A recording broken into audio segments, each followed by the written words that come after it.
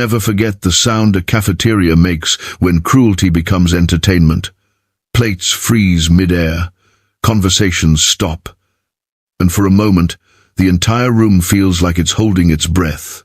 That was the moment when 17-year-old Maya Reed, the quiet new girl with a secret even she prayed no one would ever discover, was lifted off her feet and slammed onto a lunch table so hard the trays jumped.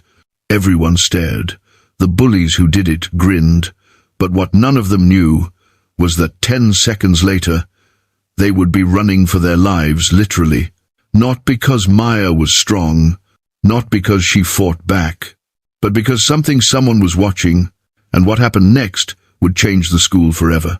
Maya Reed walked into Ridgewood High with her shoulders tucked in and her eyes lowered, as if trying to shrink herself into the smallest version possible. She had moved from another city only 2 weeks ago, but to her it felt like she had lived a lifetime in fear.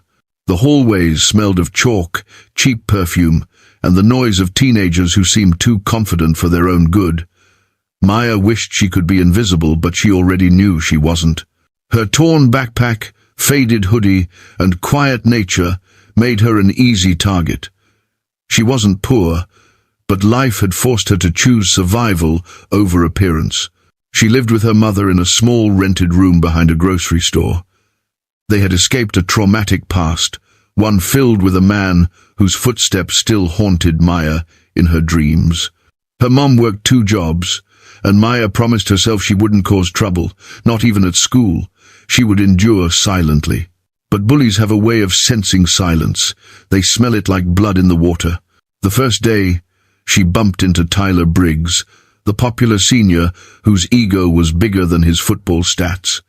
He stared at her as if she had personally offended his universe.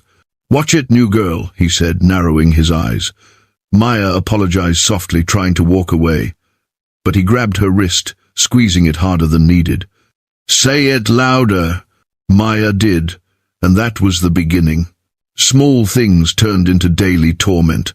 A foot blocking her path, a whisper behind her, a shove, a cruel laugh.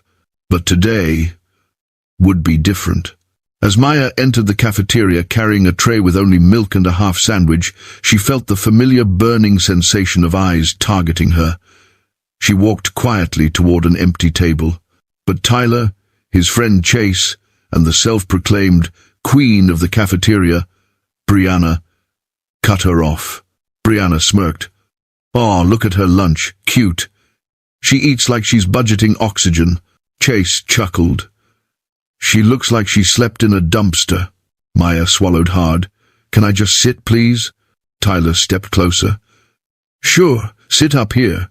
Before she could react, Tyler and Chase grabbed her by the arms and lifted her. Maya felt the air leave her chest as she was tossed onto a lunch table. Her tray flipped, milk spilling, and the room froze. Every student stared.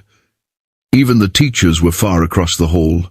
Maya lay there, humiliated, her eyes stinging. The table felt cold beneath her back. She tried to sit up, but the boys pushed her down again, laughing. Brianna took out her phone. "This is gold. New girl table tossed on her second week. Viral content." Maya felt something inside her chest coil so tightly it hurt. But she didn't cry. She wouldn't. She whispered, "Please stop," Tyler sneered. "Or what? You gonna run to your mummy?" The cafeteria echoed with cruel laughter. But then a chair screeched. A deep voice thundered. "Hey!" Every head snapped around. A figure stood by the door, a figure Maya recognized, though she hadn't seen him in years. He was taller now, older, with broad shoulders and sharp eyes that locked onto hers with something like fire. His name was Eli Ward, and he wasn't supposed to be here.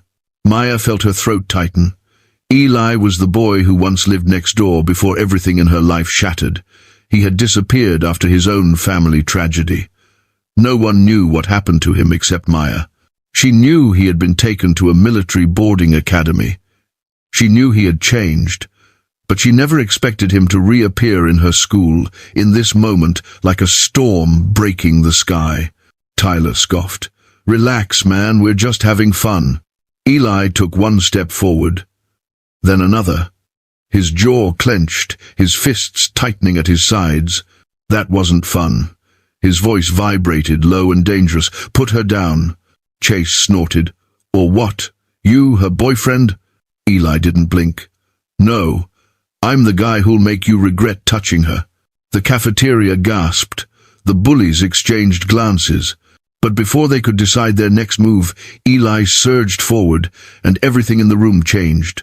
Tyler and Chase stumbled back, tripping over chairs as Eli's presence swallowed the space like a warning no one wanted to test.